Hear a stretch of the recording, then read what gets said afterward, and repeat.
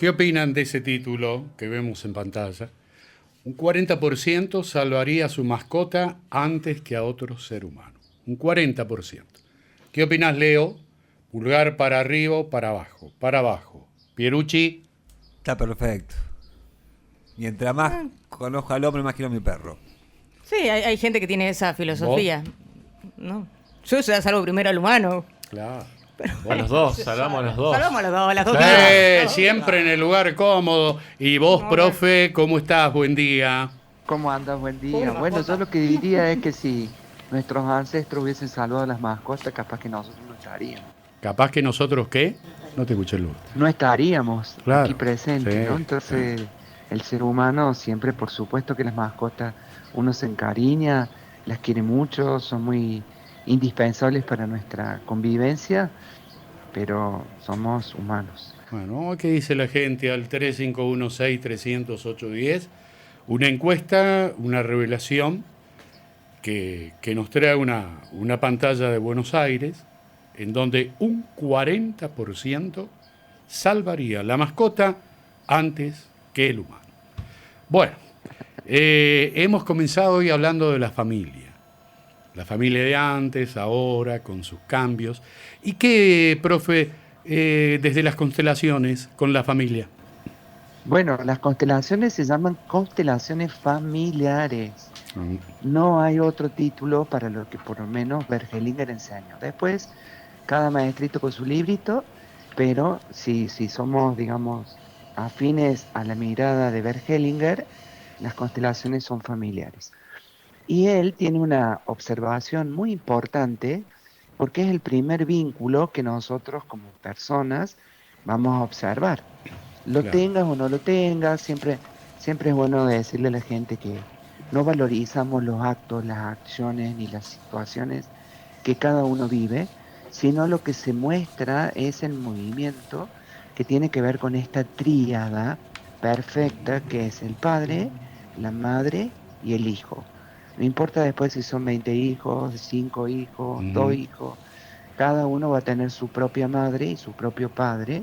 Tampoco es importante en esta mirada espiritual cuáles son las experiencias de cada uno, porque cada uno de nosotros tiene una vivencia y esa vivencia luego te deja esa fuerza que vos vas a continuar en favor o en contra de tus valores que te han otorgado esta familia primaria. Entonces, si tu mamá fue terriblemente absorbente, por decir alguna cosa, lo más probable es que vos repitas ese patrón o seas lo opuesto. Entonces, siempre ese patrón va a venir de tu madre. Pero acá hay algo importante que quiero compartir. Hellinger dice, desórdenes amorosos. La palabra es muy tranquila, pero muy correcta y muy concreta. Desórdenes amorosos, ¿qué quiere decir? Que cuando los roles de cualquiera de nosotros, en esas observaciones que tenemos, cuando miramos a papá, miramos a mamá, o nuestros padres nos miran como hijos, nosotros nos ponemos en situaciones que no nos corresponden. Quiere decir, en un lugar que no me corresponde. Imaginemos algo muy simple para que todos entiendan. A ver, Si yo quisiera ocupar tu lugar como locutor, como periodista, lo más probable es que podría hacerlo y no habría dificultad, pero no es mi lugar. Entonces, mi situación, por más que sea muy amorosa para contigo, para con la audiencia, para con el universo, no es el que me corresponde. Por eso Bergelinger los denomina desórdenes amorosos. Vamos a hacer un ejemplo primario de una relación familiar. ¿Sabes que, Pablo? Escucho mucho ruido yo. No puedo, a no ver, puedo conversar contigo. a ver. Escucho mucho Acá, ruido de acá, fondo. acá no lo hay, ¿eh? Ah, bueno, ahí De está. cero, Ahora sí, ahora sí. cero acá. A Bien, ver. perfecto. Entonces, el desorden amoroso mirando a nuestra mamá. Suponete que una familia en una situación de un evento normal y también trágico, porque el padre muere y entonces esta madre queda con 3 hijos y su primer hijo es un varón. ¿M? Y entonces este varón toma el lugar de ese padre fallecido. Me ha pasado, ¿eh? Mi padre ha tomado ese lugar porque se murió su papá cuando él tenía 15 años y entonces él tuvo que ser sostén de familia, así se llamaba inclusive, Claro. y no hizo el servicio militar en esa época porque él tenía que solventar a la familia, ¿no? Ujú. Entonces, ese vez es un desorden amoroso que yo tomo de manera, por mi experiencia de vida, y entonces genera esto que Bergelinger denomina desorden amoroso. Por supuesto que a futuro vamos a tener no solamente este desorden, sino algunos otros, O y sea que, luego, perdón Esteban, a él sí, no le quedó otra que hacerse cargo de la familia, pero no era claro, el orden que correspondía. claro, él tuvo que tomar Claro, ese esa lugar, decisión.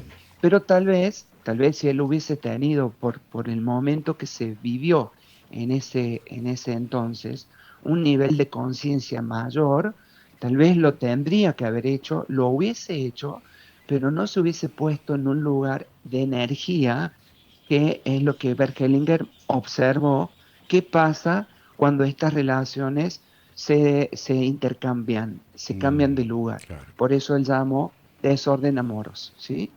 Eso es lo primero que vamos a ver en una constelación, y por supuesto que en una constelación nunca se valoriza la vivencia, solo se muestra para que vos luego puedas tomar tu propio lugar. Claro, Imagínate mi papá de la parte haciendo una espiritual a la constelación, vivencia. claro, si mi padre estuviera vivo, o capaz que lo hago yo por él, entonces yo digo, bueno, si este ha sido mi experiencia, obviamente que tenía una relación complicada con mi madre, porque no había una relación ordenada de hijo y de madre, entonces yo en hiperconciencia me puedo correr de ese lugar, ¿no? Y entonces al correrme, al salir en hiperconciencia, entonces estas dificultades que puedo haber atravesado empiezan a corregirse, ¿ok? Entonces eso es lo importante, porque si no se habla tanto de constelaciones familiares y hay cosas que las hablan con tanta liviandad Claro. y sin el sentido profundo de lo que Berkelinger enseñó, que por eso a mí me encanta poderles expresar este orden maravilloso, que es lo que a mí por lo menos me atrajo Ujú. de sus enseñanzas, ¿no? Decir, che, bueno, pero mira, esto es lo que me pasó en mi existencia, en mi vida, y yo ahora, observándolo, puedo correrme, puedo salirme de ahí. Claro. Y si necesito, por supuesto, algún tipo de terapia, lo La tengo harás. que hacer, Claro. lo debo hacer. Pero bueno, ya eso te transforma Ujú. en un adulto, en una persona adulta responsable, ¿no? Y Bien. entonces empiezas a tomar tu vida permanentemente y la empezás a conducir, que eso es lo más maravilloso que te puede pasar. Toma el control de tu vida y anda donde quieras, pero con tu conciencia bien resuelta, ¿ah?